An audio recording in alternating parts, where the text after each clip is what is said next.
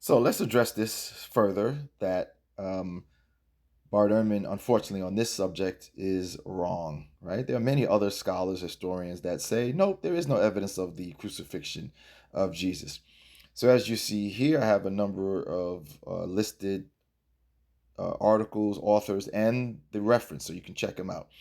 Here in this article, Did a Historical Jesus Exist by Jim Walker?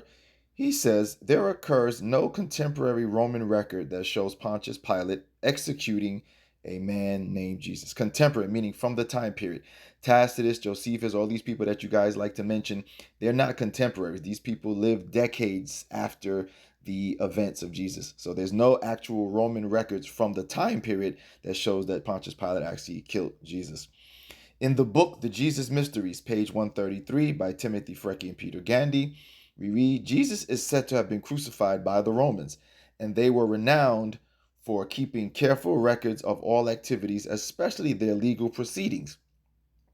So we could be optimistic that they would mention such a celebrated case as that of Jesus. Unfortunately, however, there is no record of Jesus being tried by Pontius Pilate or executed. The Jesus Mysteries, page 133, Timothy Freckie, Peter Gandy. The next one, Jesus and Christianity by Piero Scaruffi. It says same thing or similar. The Romans kept accurate records of every political and judicial event. There is no record of Pontius Pilate trying and executing a man named Jesus. Only two Roman writers of Jesus' time mention Christians, Pliny and Suetonius, but they don't mention Jesus. Jesus and Christianity by Piero Scaruffi. That's the article, right? You have here Refuting Missionaries by Hayim ben Yeshua. The story of Jesus' trial is also highly suspicious. It clearly tries to placate the Romans while defaming the Jews. The historical Pontius Pilate was arrogant and despotic.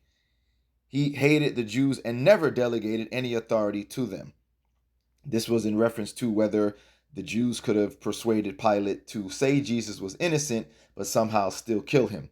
History shows us that Pilate was very stern and was very harsh upon the Jews, and this is against what history shows how he dealt with them. Okay.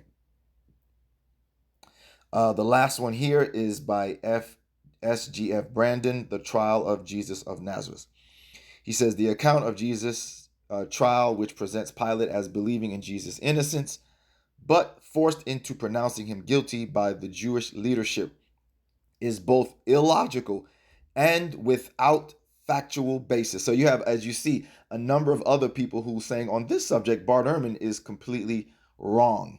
It's not the most certain thing in history, right? And like I told you, if you go to my video on YouTube, where you'll see it right on just go to my YouTube channel, Mr. Islam Answers Back. It's that first video. You'll see it right there on the screen. We show you why Mr. Ehrman claims that is certain. And the reason why he claims that is certain is even uncertain right there. Because he claims that the reason why he believes it's certain is not because of any Roman records. It's not because of any of these. It's not because of Tacitus or any of these things.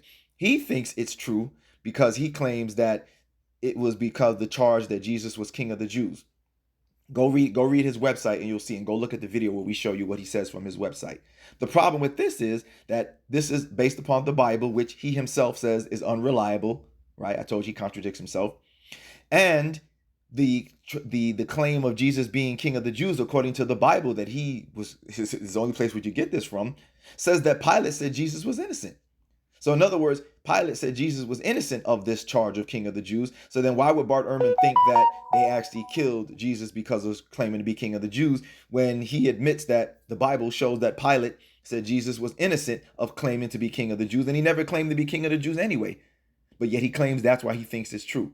So it's based upon what he already says is unreliable. So he's just talking nonsense on this subject for some reason. But as you can see here, we have a number of other historians and scholars and such saying, nope, there's no evidence whatsoever that the Romans killed Jesus. They kept records of their court cases and their trials and their orders of execution, yet none can be found of the order and execution of Jesus.